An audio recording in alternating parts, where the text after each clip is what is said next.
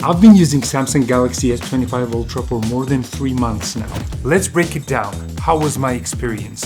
What I love, what I don't, and what Samsung really needs to fix with the next Ultra phones. I'll have links to the phone and also to some cool accessories that I found useful in the description, so check them out and subscribe to the channel. So we have a Snapdragon 8 Elite chip, AMOLED display with an amazing anti-reflective coating and Gorilla Glass Armor 2, 5000 mAh battery, and 45-watt charging. The S Pen is still here, but they removed Bluetooth, so no more wand movement and no more remote shutter.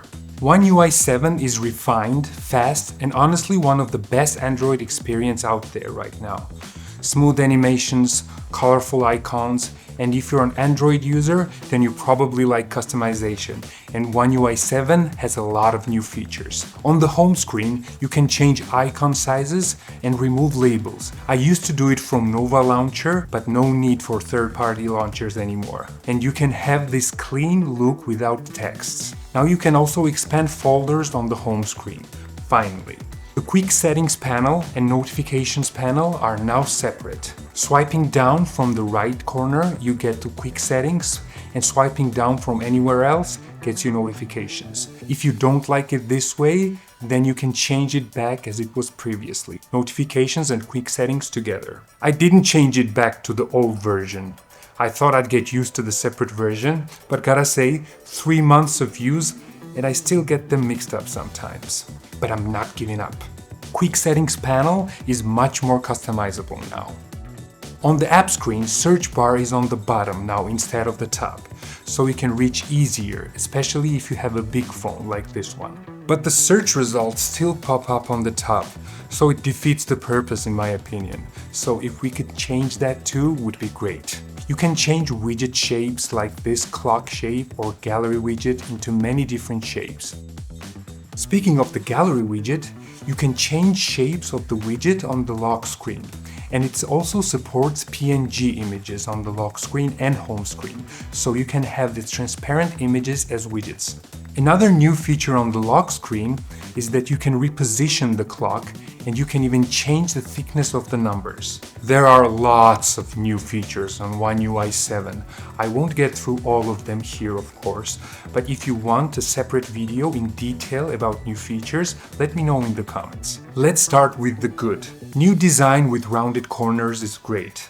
It feels so much more comfortable in the hand. I've seen some people say that visually it's the same as previous phones, but I respectfully disagree because for me it's a big change in design. The display is just incredible. This anti-reflective layer they've added, it changes the game. I can see everything in direct sunlight. It's one of those features you don't notice until you go back to another phone and go, wait, why is this so reflective? Fingerprint sensor is flawless for me. Not once has it failed on me. Speakers are surprisingly good. Clean, loud, balanced, great for watching videos, editing short clips, or even taking calls on speaker.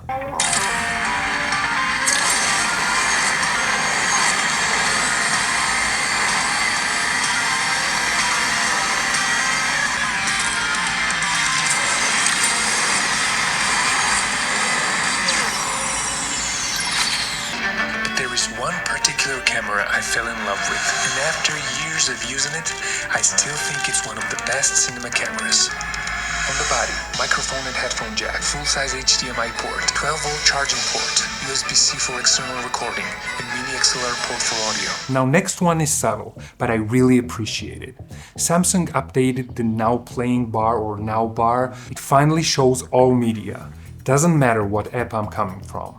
Podcasts, Spotify, it just works. Love that. Performance-wise, this thing is fast. I'm not a heavy gamer, but everything I've thrown at it just flies. Multitasking, editing photos or videos, jumping between apps, it's smooth, it doesn't overheat. It gets warm to the touch sometimes, but nothing drastic. And the cameras. Cameras are very solid. We have 200 megapixel main camera, 5x telephoto camera, and ultra-wide. Samsung has come really far in terms of cameras, but it's not a huge upgrade from the previous model, S24 Ultra. Plus, Samsung Log is very underrated feature.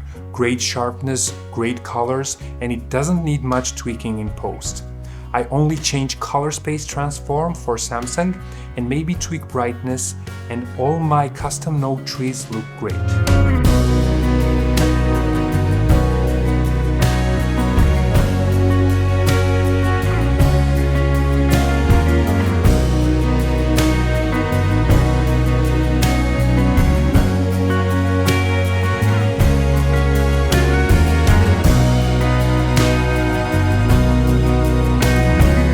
Now AI features.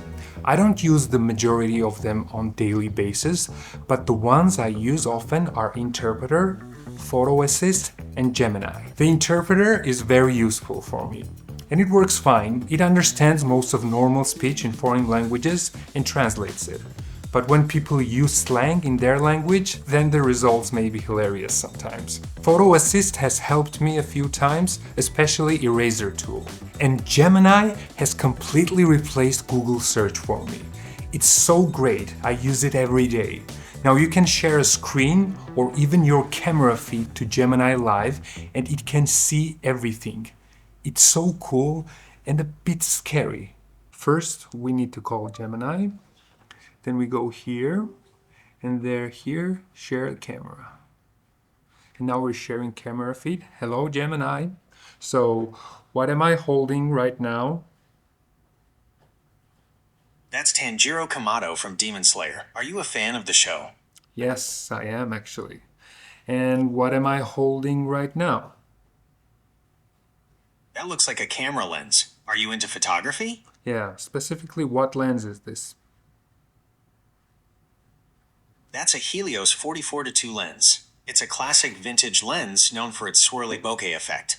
Yeah. Do you use it often? So, what is this? That's Nezuko Kamado, also from Demon Slayer. So, what do you see behind me? Well, what is this? I see a sign that says, just 5 more minutes. It looks like the sign is referring to gaming, so it's a fun piece of decor. What was the second thing that I showed you? You showed me a camera lens, a Helios 44-2, right after the Tanjiro Kamado figure. So yeah, I use it a lot. Now let's talk about the stuff that needs to get better. Because there are some things that bug me. Face unlock. It's not great. It works in good lighting and when you're looking at it straight, but it's not reliable, so I end up using the fingerprint sensor most of the time. I figured out a bit of a hack. I set bright images with a lot of white as lock screen wallpaper, so when the screen lights up, it lights my face better and it helps Face Unlock to recognize me in darker situations. But still, it needs work. And now battery life. Look, 5000 mAh battery sounds like a lot. And don't get me wrong, it gets me through the day. But we're in 2025 now. Phones are doing way more. Yes, it has an efficient AI processor, but still, between camera use, GPS, editing, screen brightness, depending on the use, sometimes it lasts me the whole day, sometimes it doesn't. And when I charge it, 45-watt fast charging isn't fast enough in 2025. Other brands are hitting 65, 80, even 100 and more, and I'm not asking for crazy fast charging that kills your battery health. But come on, Samsung, give us at least 65 watts in S26 Ultra. And here's the personal one, the colors. The regular S25 and S25 Plus, they had amazing blue version. Blue is my favorite color and I would have bought the Ultra in blue without a second thought. But nope, we're stuck with the boring tones. Just because it's an Ultra phone doesn't mean that the color should be boring. Samsung, let's get more playful with Ultra phones next time. On the S Pen, they dropped Bluetooth. I used to use it to trigger the camera or control the media. Not a huge deal, but I missed it twice or 3 times in these 3 months. But it would have been still good to have that option. And durability. It held up well. I have it mostly in cases, but somehow I still ended up with the little scratch on the back. No idea how it got there. People who know me know that I take care of my stuff very well. Phones I've used for 3-4 years still look like new, and seeing this little scratch really annoys me. So is it durable enough? Actually, I'm not sure. So yeah, that's the S25 Ultra after 3 months. Is it perfect? No. But is it one of the best phones of the year? Absolutely. I think most will agree that Samsung still makes one of the best all-round flagship phones. Amazing displays, powerful performance, great software, solid cameras. Sure, there is room for improvement, but I really enjoyed using this phone daily. And if you're thinking about it, and you're already in Samsung ecosystem, this phone makes a lot of sense, especially considering that prices are going lower and lower now. If you want to get it, then check the links below. And what's your favorite feature? And what do you want to see in S26 Ultra? Let me know in the comments. I love the community we're building here. You guys are amazing. And if you enjoy videos like this, then you'll like these videos over here. Thank you for watching and subscribe for more. And I'll see you in the next one.